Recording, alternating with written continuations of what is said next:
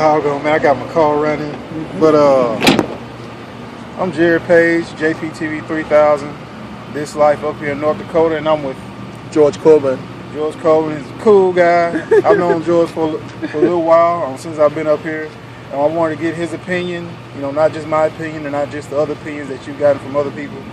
And George, I'll let you take it from there. Pretty much, what's been your experience up here in North Dakota? Well, I came to North Dakota April 19th, 2013. And when I got here, I was thinking, once you get to North Dakota, you're going to get a job straight. But it took me probably 4 months for me to get a job. But the good thing was I came with my camper, canopy, whatever, so I was sleeping in that. Yeah. And around August, I got a job with Noble Casing. So I was very lucky. During that time, the winter here, you, Jerry, you know, unless you experience it, my God. I've lived in most places. I've lived in Japan, Spain, all those places. But there's nothing compared to the cold here.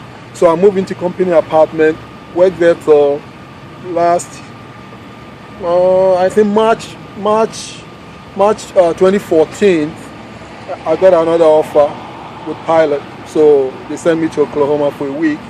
I came back and then I found out, they don't want me to work here. They're going to transfer me. They gave me options about 5 places, Veno, whatever, or Utah, and all those places. And then I spoke to some of the guys over, and they goes like, because I met them in Oklahoma, and they goes like, no. Everywhere you go, they pay some places like $12 an hour. Exactly. And I said, God, I'm not going. Exactly. Yeah, I didn't come here for $12 an hour, so I was still struggling a little bit. And then I got a job with Baker Hughes. They moved me to Dickinson. Went to Dickinson. The way they run things over there too, terrible. So I left. And then actually Pioneer called me wireline. So I came back to Williston October 6th of last year, which is 2014. Yeah. I worked Pioneer for 6 months. April 14th of 2015, that's where they laid me off. And since then, I'm out of job. Because he's out of work, and I got a temp job at the moment that's kind of helping me stay ahead of some stuff, but it's not full time where I want it to be. And I know a couple of people were asking me questions and stuff about if they should come up here, if they do, and I'll also answer that, and I'll let George answer it first. George, what do you think about people who might be getting ready to come up here, and now we're up in July 5th, it's a Sunday, July 5th, 2015. And you've seen the way things have been from the way they were last year to the way they are now. So like, what would be your advice that you would give to somebody who's thinking about coming up here? I think right now it's very tough. Yeah. It's very tough because of the oil prices, which is very low. Yeah. So most companies are not, like I'm saying, I got laid off April. So probably that was 4 months ago, or 3 months ago. 3 months ago. So it's very tough, but it's very difficult to tell somebody not to come because all what they hear is North Dakota. Yeah. But if you still want to come, I would say you need to prepare. Exactly. I try to say that all the time. You need to prepare. I'm telling you, even the place to sleep right now. When I got a job with Pioneer, I was paying $1,500 a month for 2 bedrooms, and then I got a guy. He wasn't working, so all the rent, everything is on me. Yeah. The very day I got laid off, I'm like, something, I'll let this apartment go. So I moved out from the apartment. Right now I'm sleeping in my truck. The truck is right here. So if you want to come, you can convince somebody not to come, which is very difficult. They're going to say, you are there. If it's not good, how come you, Exactly. How come you there? And then you telling me not to come. So all what I can say is, it's not easy. If you want to prepare, especially you need a vehicle, van or whatever. Yeah. When West come to West, you're going to sleep in it. Yeah. But come winter time, I don't know if you can still sleep in that thing. The only way you're going to be able to stay in your vehicle is if you run it every day, 24/7, and then the gas too, And you can pretty much look at that, depending on what your miles per gallon is. You may be filling up every 2 or 3 days, that'll become a bill by itself. Oh yes, of course. But like it now, You know, like when it's like spring, kind of right before it freezes. Yeah, it's not too bad. Yeah, it's not too bad because you could just, you could pretty much just not run it covered up in a blanket, until it gets too cold. Sure. But like we up here now, we just left out of it was 93. What was it? Saturday? Yeah. Saturday was like 93, 94. Man, it was burning up. I'm telling you. Oh yes. I mean, man, you gotta run the air conditioner all day long. Of course. I mean, some people say, and I mean, I was born in Ghana and I've been to northern Nigeria. Like I said, I've traveled around the world. The weather here, I was thinking northern Japan is cold.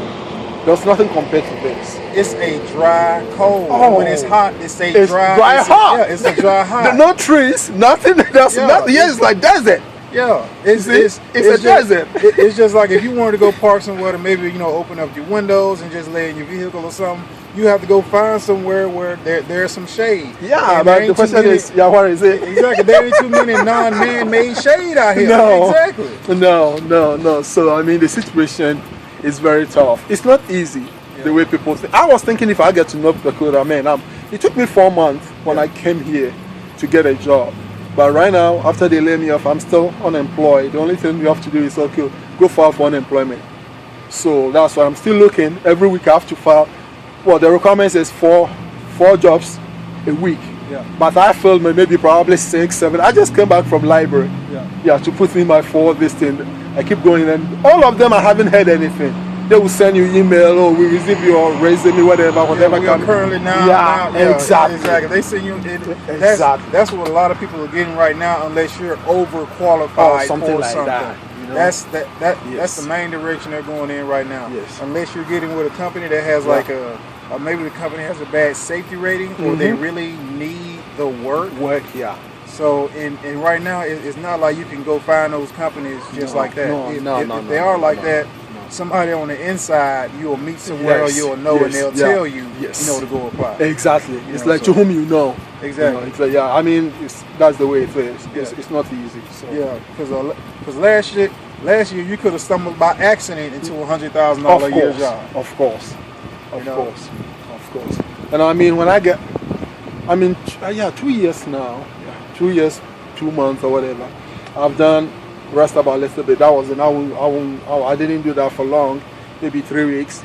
But I've done raho, pressure pumping, wire line with Pioneer, and yes, sir, it's still tough for me.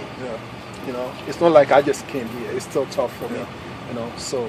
Now, if you got a CDL and you just want to go drive trucks for someone, you can go drive trucks for anyone you want to. Yes. But if you want an oil field job, if you want something specific, you either got to know somebody who can get your application through. And then through. Yeah, it's or true. You just like hope you for the said. best. Yeah, it's like to whom you know. Matter of fact, dude, if you notice, you really don't even see Subway hiring people no more. Like they used to have little advertisements. Yeah, all the time. You don't see Subway, you don't see Taco John. Oh, probably the whole everybody it's probably full. Yeah, it's probably it's like you're hiring all the time now. I mean, you just said this. You don't McDonald's, whatever. Hiring, something up. Exactly. All those jobs are taken. So and another thing they're doing right now, what they were paying by the hour, like I say last year, and now they're dropping it $5. Yes. Right? Like if you'd have been coming in at $18, $19 an hour, they're saying, you won't get we're only starting people at a $15 and $16 an hour, and you have to be local. They're starting to drop housing unless you're in like a remote area, or it's something where they really need people, and they know that housing is the only way that they're going to get them. Exactly. So, I mean, most of them, they want local. That way they don't have to go through the housing stuff, whatever. So it's not the same. I mean, I've been here just like 2 years now, and I've seen a little bit. So it's not easy. So like we were saying before, if you want to come, it's very difficult for me to tell you not to come. Exactly. But prepare, because you need to already be a special kind of individual in the first place. I'm just being honest about it. The average person is not made for Williston. No. They ain't made for what's going on. No. Most people, and if you get a job through the winter, Yeah. I knew some people, they ran away during the winter. Man, we were working at Kildare. Jesus Christ. I mean, they called here, there's nothing I can say unless you experience it. Yeah.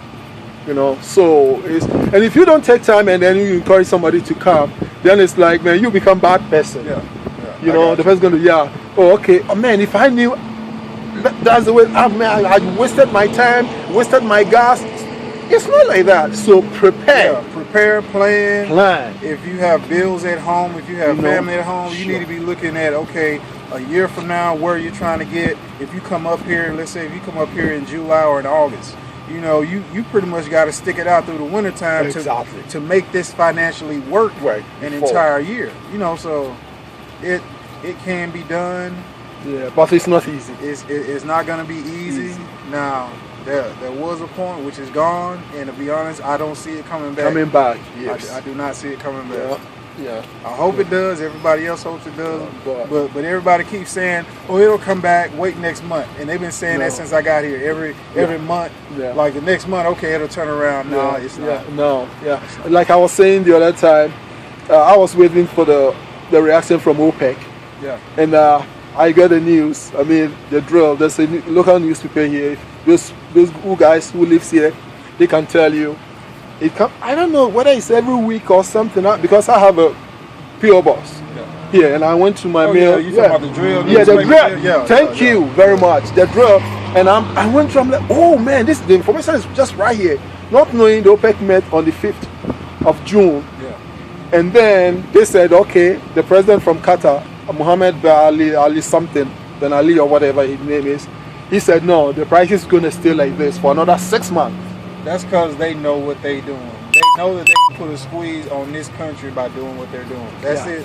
Plain and simple. Yeah. So right now, I'm not expecting any magic. No.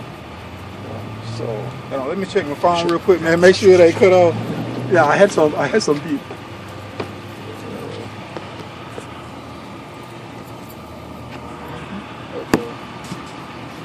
You know, because this.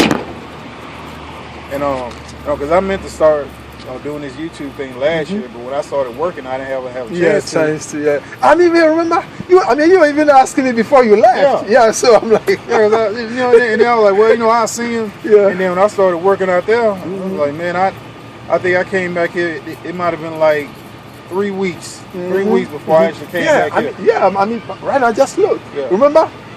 Most of the time, this place is full. Exactly. Just like now, I mean, everybody's gone.